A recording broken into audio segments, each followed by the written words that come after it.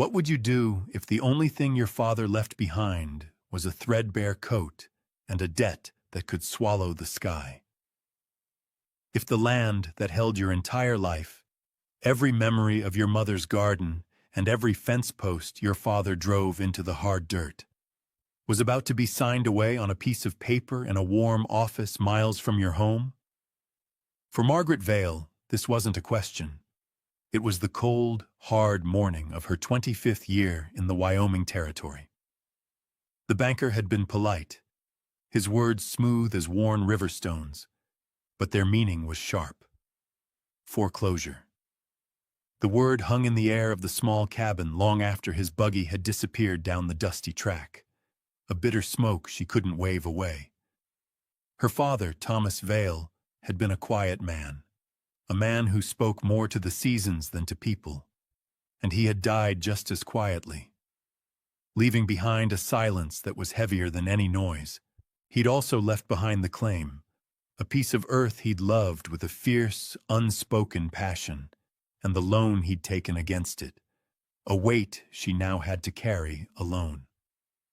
What happened next wasn't a miracle, but something quieter, something sewn into the very fabric of her loss. The truth was waiting, not in a bank vault or a lawyer's letter, but in the lining of an old winter coat, a secret stitched with faded thread. Settle in, and let us know in the comments where you're watching from, as we follow a trail of memory and ink into the heart of a stolen valley. Margaret spent the next day in a fog of grim purpose, sorting through the few possessions her father had deemed worthy of keeping. His tools, worn to the shape of his hands. A small collection of books with cracked spines. A tin box holding her mother's locket. And in the corner, draped over a wooden chair, was his winter coat. It was a poor thing, made of heavy wool the color of dust, its elbows patched with leather and its collar frayed. It smelled of pine smoke, horse, and the cold, clean air of the high country. It was the last thing he had worn. She ran her hand over the rough fabric, a gesture of farewell, and felt the familiar ache in her chest. She had nothing. Less than nothing. The bank would take the land, the cabin, everything. She would be just another soul cast adrift in the vast, indifferent territory. Her fingers brushed against a stiff, awkward seam inside the lining, just below the collar. It was clumsy work, not her mother's neat, invisible stitches. It was her father's hand, she knew it instantly. A repair made in haste. Driven by a flicker of curiosity, a need to touch something he had touched, she found her mother's sewing kit. With a small, sharp blade, she carefully unpicked the thick, uneven threads. They came away slowly, reluctantly, as if guarding their secret. Beneath the wool, not a patch, but a small, flat packet wrapped in oiled canvas. Her fingers, numb with cold and apprehension, fumbled with the knot. Inside was a piece of parchment, folded into a tight square. It was brittle with age, and when she unfolded it, it crackled in protest. It was a map, or more precisely, half of one. The ink was faded to a soft brown, the lines drawn with a steady, deliberate hand. It showed the curve of a river she didn't recognize, the sharp angles of foothills, and a peculiar symbol, a circle with a cross inside it, drawn next to a formation of rocks labeled only the Sisters. There were no names, no directions, just the stark, silent language of the land. It was her father's drafting style, the same precise lettering she'd seen on his sketches of the cabin. But it made no sense. It was a fragment, a piece of a larger puzzle leading from nowhere to nothing. She held it up to the lantern light, her breath misting in the cold air. A fool's map, a child's drawing. It was worthless, just another piece of a life that had ended in failure. Another scrap of forgotten hope. She nearly crumpled it, nearly tossed it into the cold hearth to burn with the kindling. It was a reminder of all he had lost, of the dreams that had turned to dust in his hands. But something stayed her. A memory, thin as a ghost, of her father sitting at this very table, his head bent over a piece of parchment, a look of intense, quiet concentration on his face. He'd looked up and seen her watching, and a rare, sad smile had touched his lips before he'd quickly folded the paper away. He had been hiding it. He had sewn it into the coat he wore every day, keeping it close to his heart. It wasn't worthless to him, and so it couldn't be worthless to her. She folded the map carefully, the paper whispering against her fingers, and tucked it into the pocket of her dress. It was a sliver of a chance, a thread in a storm. It was all she had left. What was this map her father guarded so closely? Was it a path to a hidden treasure, or a map of a broken promise? Let us know in the comments what you think she should do, and be sure to subscribe for more stories of forgotten history. For Margaret Vale, the answer lay somewhere in the cold blue shadows of the foothills, and she was about to walk right into them. The next morning, Margaret rode into the small, dusty settlement of Providence. The town was little more than a single street flanked by false-fronted buildings, a place where whispers traveled faster than a horse's gallop. Her father's old mare, Juniper, a steady, graying animal with wise eyes, moved with a familiar, placid gait. Her presence a small comfort in a world that felt increasingly hostile. Margaret's destination was the Mercantile, a place that served as the town's post office, supply depot, and hub of all gossip. The man behind the counter was Silas Croft, a portly man with a watch chain stretched tight across his vest and eyes that missed nothing. He was also the local agent for the very bank that held the note on her father's claim. He greeted her with a smile that didn't reach his eyes. "Miss Vale," he said, his voice smooth and practiced. "Come for supplies?" "Information," Margaret replied, her own voice quiet but firm. She unfolded the map fragment on the worn wooden counter. The chatter in the store died down as a few onlookers drifted closer. Croft picked up the parchment, holding it between his thumb and forefinger as if it were something distasteful. He squinted at it, then let out a short, dismissive laugh. "What's this, then? One of your father's little fantasies?" he asked, his voice loud enough for the entire store to hear. "A map to a gold mine that doesn't exist?" Thomas was always chasing shadows. The men leaning against the Cracker Barrel chuckled. Margaret's face burned, but she held her ground. "Do you recognize the landmarks?" Croft tossed the map back onto the counter. "It's nothing. A doodle. The sisters could be any of a dozen rock piles in those hills. You'd be wasting your time, girl. Better to spend it packing your things. The bank is patient, but not sentimental." His words were a clear threat, a public dismissal. He was branding her a fool, just as he had branded her father. As she turned to leave, her face set like stone. A hand gently touched her arm. It belonged to an old Shoshone woman who sometimes came to town to trade. Her face was a beautiful map of its own, etched with the lines of a long life. She was known only as Numa. Her dark eyes gazed not at Margaret, but at the parchment in her hand. "Some lines show where to go," the old woman said, her voice soft as dry leaves skittering on the wind. "Some show who to be." Then she turned and walked away, leaving Margaret standing in a pool of sudden silence. The cryptic words settled in Margaret's mind, meaningless and yet heavy with significance. She didn't understand, but she felt the weight of a choice. Croft's mockery had been meant to break her, to make her accept her fate. Instead, it had ignited a spark of her father's stubbornness. She would not be dismissed. She would not let his memory be a joke in this town. She walked out of the mercantile, the half-map clutched in her hand, the laughter of the men still ringing in her ears. She would follow this trail of ink and memory, not for gold, but for an answer. She owed her father that much.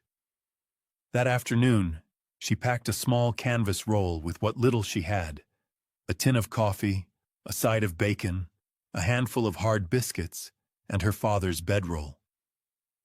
She saddled Juniper, whose soft nuzzle against her shoulder felt like a vote of confidence. The decision was made. The world saw a worthless piece of paper. Numa saw a path of character. Margaret only knew it was the one road left for her to take. The journey began under a vast, empty sky the color of faded denim. Margaret rode east, away from the familiar dirt track to Providence, and into the rolling, sage-dusted foothills that climbed toward the distant, jagged peaks of the Wind River Range. The air grew thinner, cleaner. The silence was profound, broken only by the rhythmic creak of saddle leather and the steady plod of Juniper's hooves. The land was beautiful and brutal, a place that made a person feel small and temporary.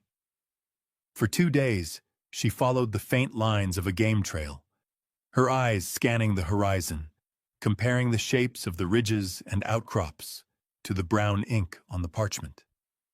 It was a frustrating, almost hopeless task. The map was an abstraction, the land an overwhelming reality of stone, scrub, and sky. Doubt, cold and sharp, began to creep in. Croft's mocking voice echoed in her mind.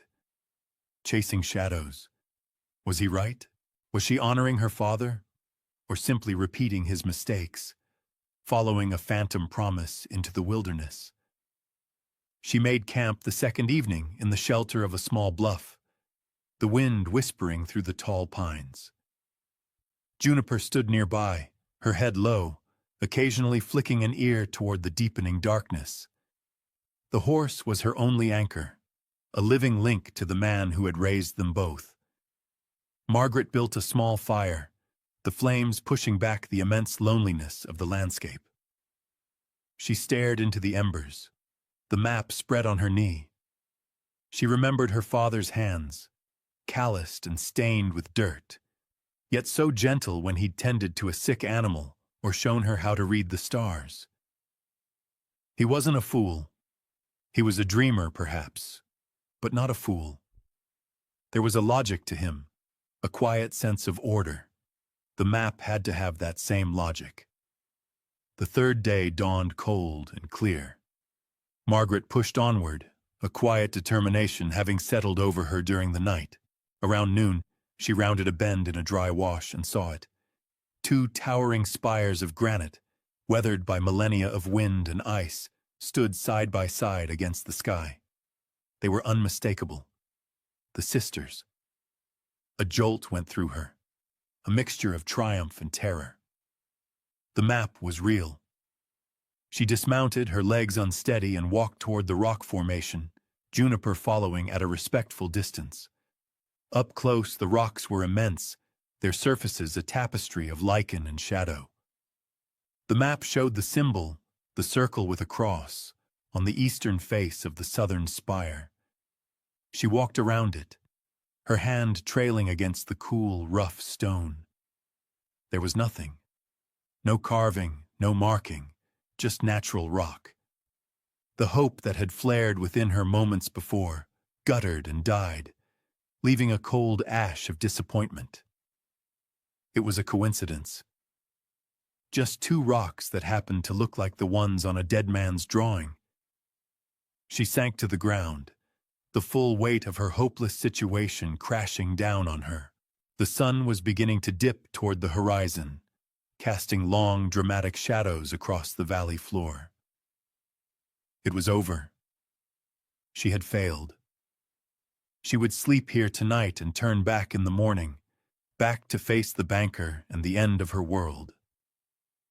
As the last rays of sunlight bled across the landscape, Margaret sat with her back against the cold granite, watching the world turn to shades of purple and gray. The air grew sharp with the coming night. She was too tired, too defeated, to even build a fire. She pulled her father's coat tighter around her shoulders, seeking a comfort that wasn't there. Juniper shifted her weight nearby, a soft, sighing sound in the immense quiet. The mare's presence was a silent rebuke to her despair. The horse was patient, enduring. It was a quality her father had admired, and one Margaret felt she sorely lacked. She was about to close her eyes, to give in to the exhaustion, when a glint of light caught her eye. It wasn't the warm, golden light of the setting sun, but a sharper, more focused reflection, coming from the very rock face she had just inspected.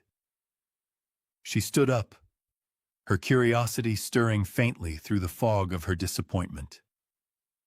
She walked back to the eastern face of the southern spire, her eyes tracing the path of the final sunbeam as it sliced through a notch in the opposite ridge. The beam landed on a small, almost flat section of the rock, illuminating what had been invisible in the full light of day. There, so faint it was little more than a scratch, was the symbol from the map. A circle with a cross inside it. It wasn't carved deeply into the rock, but etched with a fine, precise tool, designed to be seen only at this exact time of day, perhaps on a certain day of the year. Her breath caught in her throat. This was no coincidence. It was intentional, a secret meant only for someone who knew how and when to look. A surveyor's mark. Her father had been a surveyor's assistant in his youth, before he'd staked his claim. He knew the trade. He knew how to read the land, not just for its surface features, but for its hidden lines, its secret geometry. A flood of memories returned. Her father teaching her how to use a compass, how to measure distance by her own stride, how to understand the subtle shifts in terrain. He wasn't mapping a treasure. He was mapping the land itself. The lines on the parchment weren't just drawings of a river and some hills. They were bearings, sight lines. The map wasn't a picture. It was a set of instructions. A profound shift occurred within her. She was no longer a grieving daughter chasing a ghost. She was an apprentice picking up her master's tools. The disappointment washed away, replaced by a surge of fierce, focused energy. She took out the map, her hands no longer trembling. The next line on the fragment pointed northwest from the sisters, toward a low saddle between two hills. She knew, with a certainty that settled deep in her bones, that if she walked that line, she would find another mark. The night was no longer a threat, but a pause, a time to rest before the real work began. The secret of the valley wasn't buried in the ground, it was written on it. And her father had left her the key to read it. The next morning, Margaret began her work in earnest. She used her father's old compass, its brass casing warm in her palm, and sighted a line northwest from the marker on the sisters. She measured her paces as he had taught her, her stride even and consistent, her mind focused on the count. The land was rough, the terrain broken by ravines and thickets of thorny brush. It was slow, grueling labor. Juniper followed patiently, her bridle jingling softly, a four-legged shadow to Margaret's solitary progress. By midday, she found the second marker, another faint etching on a flat stone at the base of a gnarled juniper tree, exactly where the line on the map indicated it should be. The discovery sent a thrill of vindication through her. She was on the right path. For days, this became her rhythm. Rise at dawn, sight the next bearing, and walk the line. The work was physically demanding, but her mind was clear and sharp. With each marker she found, she felt a deeper connection to her father. as if she were walking in his very footsteps, seeing the land through his eyes. She was learning the grammar of his secret language. He had used the setting sun, the notches in the ridges, the very bones of the earth as his monuments. It was a survey of incredible precision and subtle artistry, hidden in plain sight.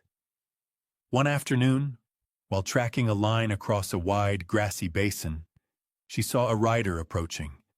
He was tall in the saddle, his figure lean and straight. As he drew closer, she saw he was a rancher, his face weathered by the sun and wind, his eyes a pale, watchful blue. He rode a strong-looking buckskin and led a pack-horse. He stopped a respectful distance away, not wanting to spook Juniper. "You're a long way from any place, ma'am," he said. His voice was low and carried a note of caution. "This is private range." "I'm just passing through," Margaret said, her hand resting on Juniper's neck. "You're not passing. You're walking a line," he observed, his gaze sharp. "I've been watching you for 2 days. You walk like a surveyor." Margaret felt a prickle of alarm. "Who are you?" "William Mercer," he replied. "This is my family's land, or what's left of it." He dismounted, his movements economical and sure. He was guarded, but not hostile. "My father was a surveyor," Margaret offered, deciding a piece of the truth was better than a lie. "I'm following one of his old routes." She showed him the map fragment. William studied it for a long moment, his expression unreadable. He traced the lines with his finger, his brow furrowed in concentration. "I've seen these marks before," he said quietly, looking up at her. "Years ago. My father called them the ghost lines.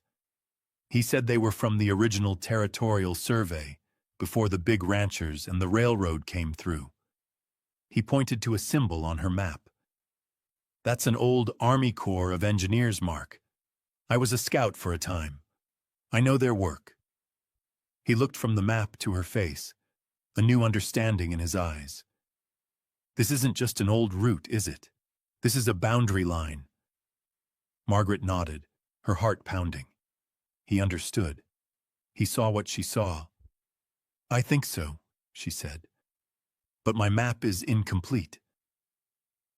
"Maybe I can help," William said. "The next point on that bearing should be near a spring at the base of that butte. My father showed it to me once." He looked at her, a silent question in his eyes. He was a stranger, but he was the first person who hadn't laughed at her, who hadn't dismissed her quest.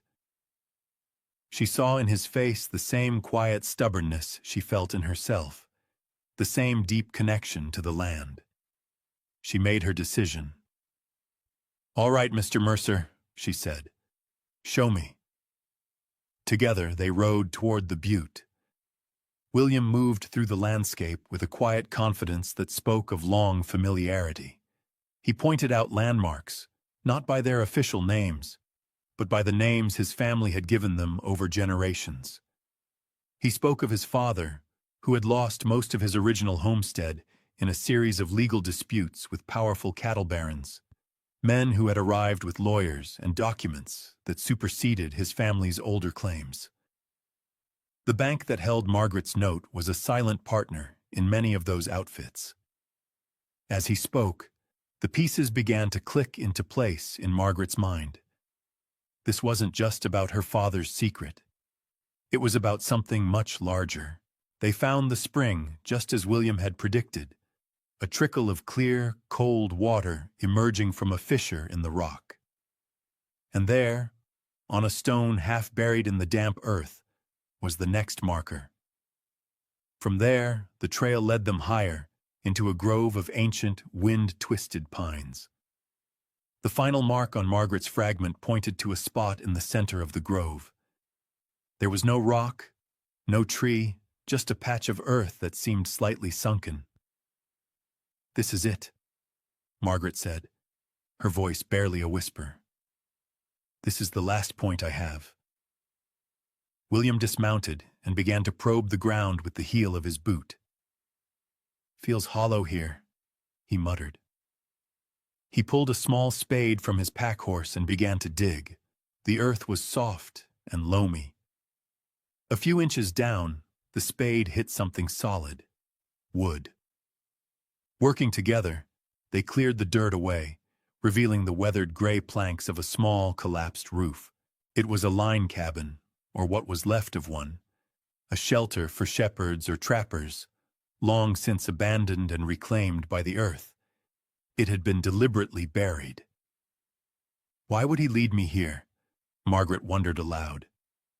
"He wasn't leading you to the cabin," William said, his eyes scanning the ruin. "He was leading you to what's inside it." Using the spade as a lever, they pried away the rotten timbers of the roof, revealing a small, dark space beneath. The air that rose from it was stale and smelled of dust and decay. Margaret lowered herself into the shallow pit. The floor was packed earth, save for one corner, where a single wide floorboard lay slightly askew. Her heart hammered against her ribs.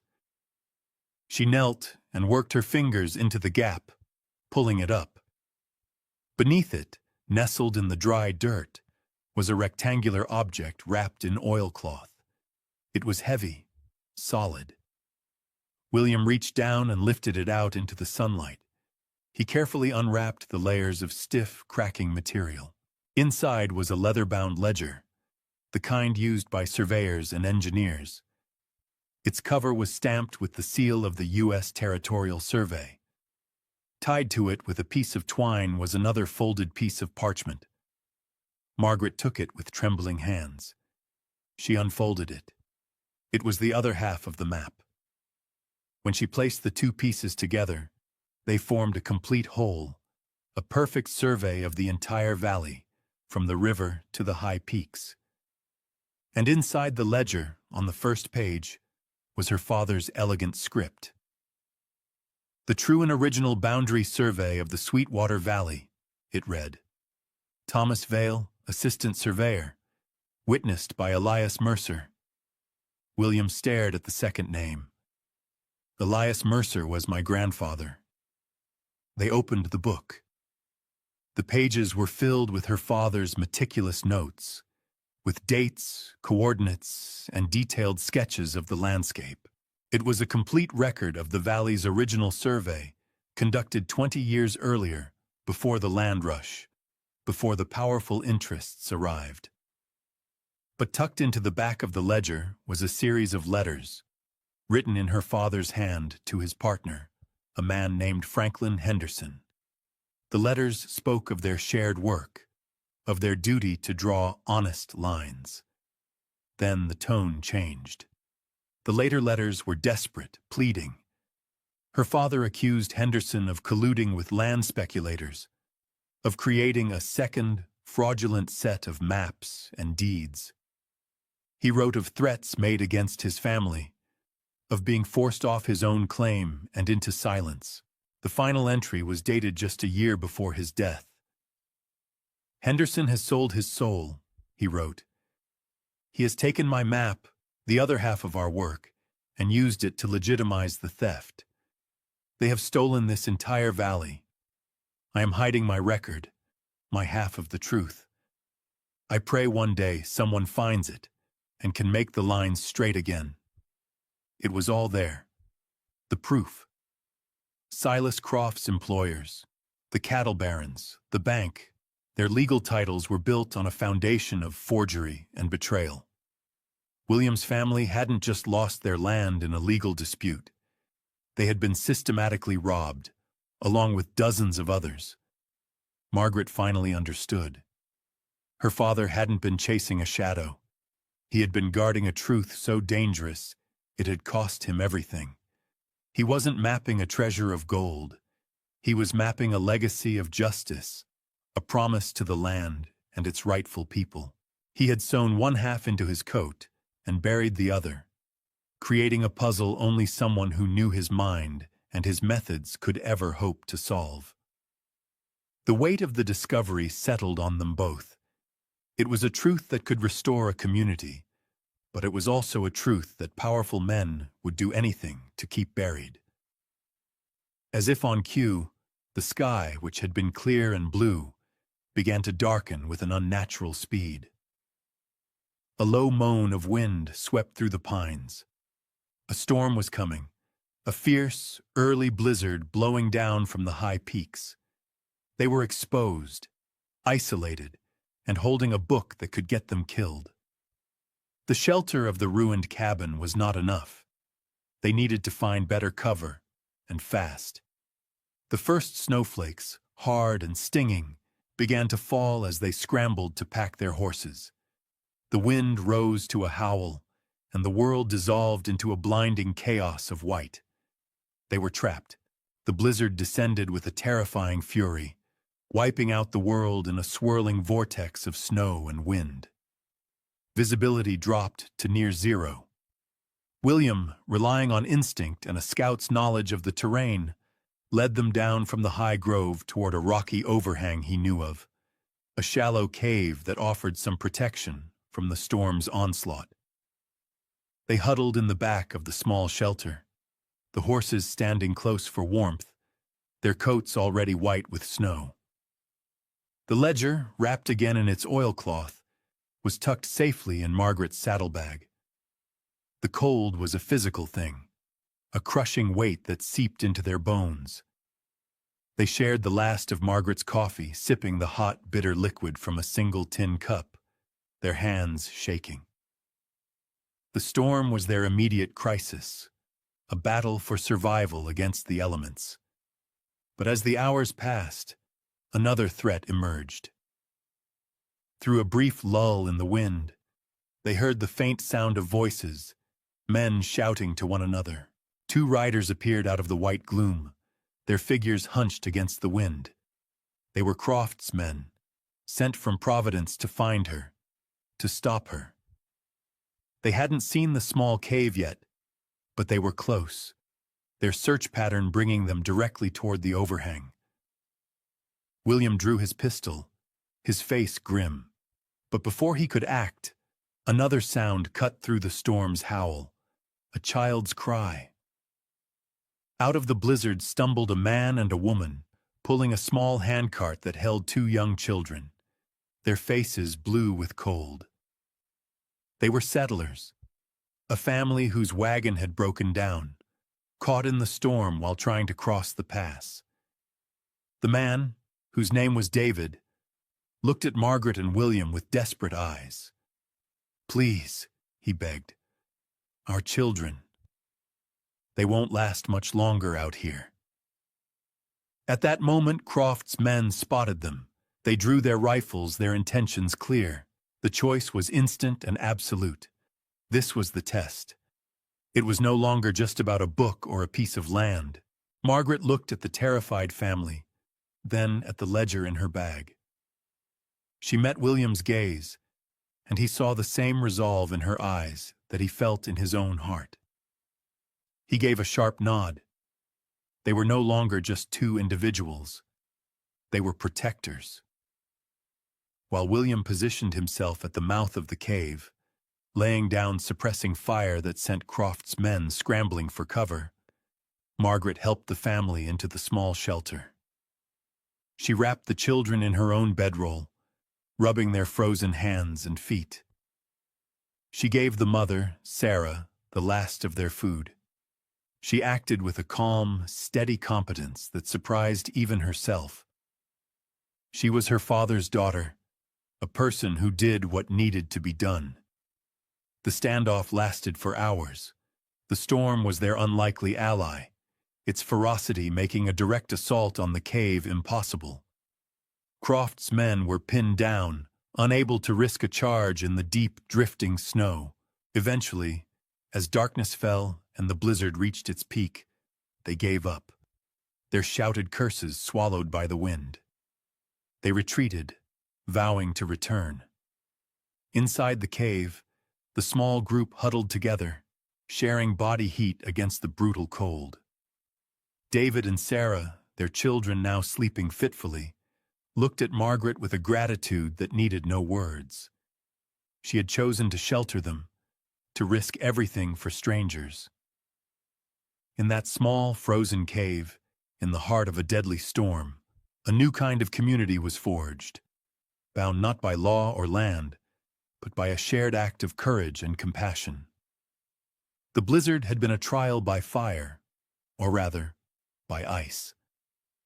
And Margaret Vale had not been found wanting. When the storm finally broke 2 days later, the world was transformed, buried under a thick blanket of pristine white snow. The air was achingly cold and bright. Croft's men were long gone.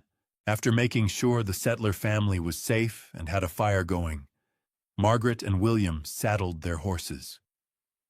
The ledger felt heavier than ever, not with its physical weight, but with the weight of responsibility. They rode back to Providence, the journey slow and difficult through the deep snow. When they arrived, the town was stirring, digging itself out. Their entrance did not go unnoticed. The sight of Margaret Vale, whom Silas Croft had loudly declared lost to the storm, riding in alongside the quiet and respected William Mercer, sent a ripple of murmurs through the street. They went directly to the Territorial Land Office, a small, cramped room smelling of paper and stove smoke. The clerk was a young man from the East named Elias Thorne, known for his fastidious nature and his unwavering adherence to the rules. He was the kind professional, the man who dealt not in rumor but in fact. Silas Croft was already there, loudly recounting his concern for Miss Vale's safety. When he saw her, his face paled. Margaret ignored him. She placed the leather-bound ledger on the counter in front of Thorne. "I believe this is the original survey of the Sweetwater Valley," she said, her voice clear and steady. Thorne opened the book, his brow furrowed in skepticism. He began to read. William stood beside Margaret, his presence a silent statement of support. A crowd began to gather at the door, drawn by the unfolding drama. The family Margaret and William had rescued, the Davids, had made it to town, and their story had already spread. The story of the 2 riders who had appeared in the blizzard, of the woman who had given her own blanket to save their children. Thorne spent nearly an hour poring over the ledger, comparing its entries to the official plat maps hanging on the wall. The silence in the room was absolute.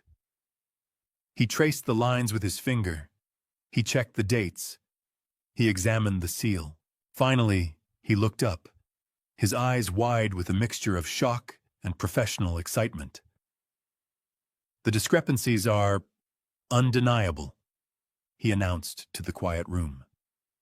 "The official deeds on file are based on forged survey points. This book, this is the true record. It's all here. The original boundaries, the witness signatures." He looked at Margaret with a newfound respect. "Where did you find this?" "My father left it for me," she said simply. At that moment, the townspeople in the doorway began to murmur. Old grievances, long-buried stories of lost claims and unfair deals surfaced. Many of them were the children and grandchildren of the homesteaders who had been cheated. The town's chorus of mockery had transformed into a chorus of reverence. They looked at Margaret not as a fool chasing shadows, but as the keeper of a sacred trust. Silas Croft stood frozen, his face ashen. He wasn't threatened with violence or arrested. He was simply rendered irrelevant, his power dissolved by the quiet authority of a truth written in faded ink. The vindication was not loud or explosive. It was a deep, quiet shifting of the foundations of the entire valley. The lines were finally being made straight. In the weeks that followed, the valley was quietly remade.